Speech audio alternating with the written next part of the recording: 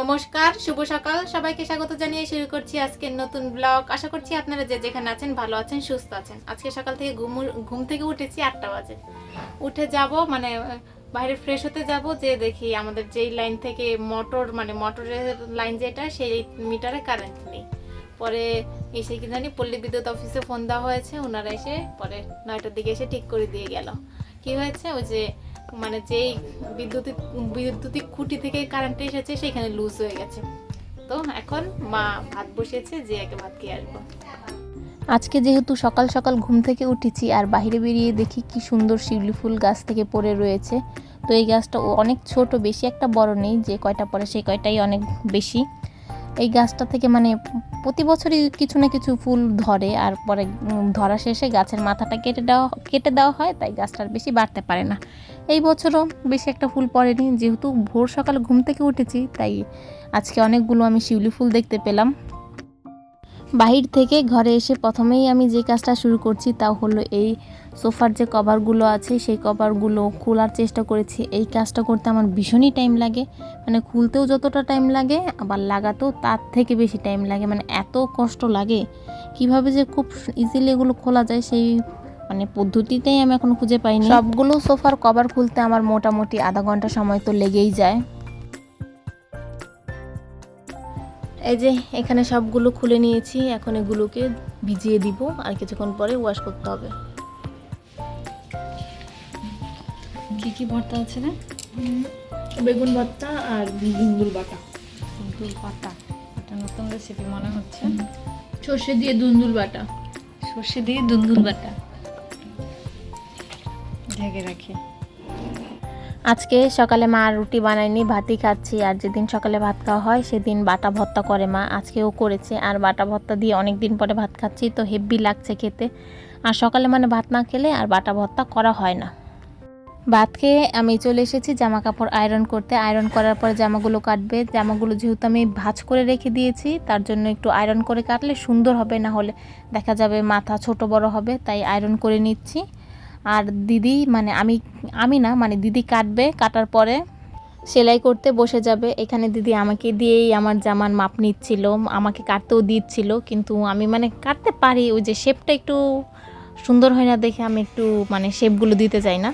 তারপর লাল জামা কাটার পরে এখানে যে আবির কালার জামা আছে সেটাও কেটে নিচ্ছি। একসাথে আজকে দুটো জামা কেটে নিচ্ছি। কবে বানানো হবে সেটা আমি আদৌ জানি না, তবে পুজোর আগে হয়ে যাবে। জামা কাটা শেষ করে চলে এসেছি আমি সবজি কাটতে। এখানে আমি আর দিদি মিলে তাড়াতাড়ি করে কেটে ফেলবো। কেটে আমার সোফার যে কভারগুলো ভিজিয়ে রেখে এসেছি সেগুলো ধুয়ে দিতে হবে। আবার বৃষ্টিও শুরু হয়ে গেছে, বাবা একটু পরে বকা শুরু করবে, কেননা বৃষ্টির দিনে ভিজিয়েছি।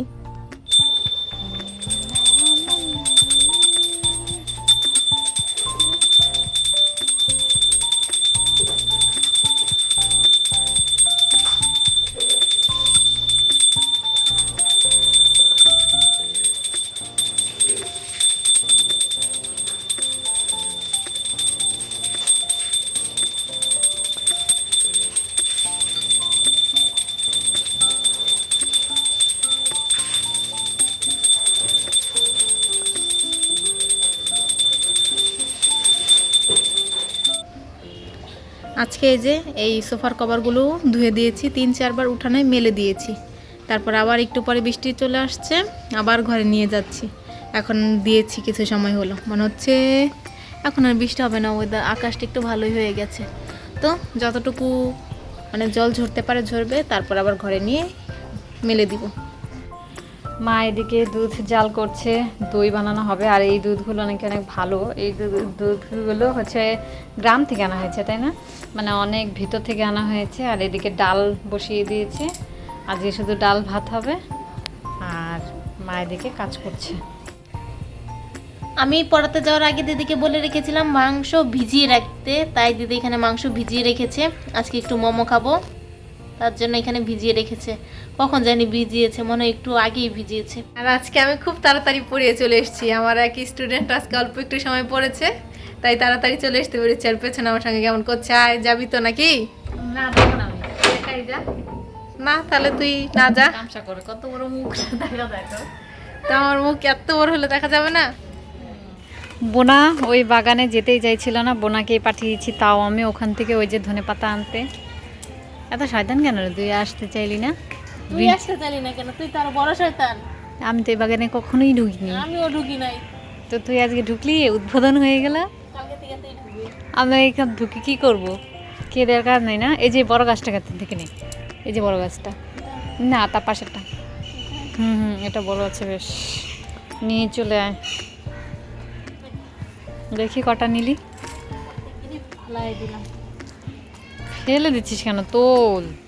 এই তোর হাতে ধর। দেখি এই কটা ধনেপাতা।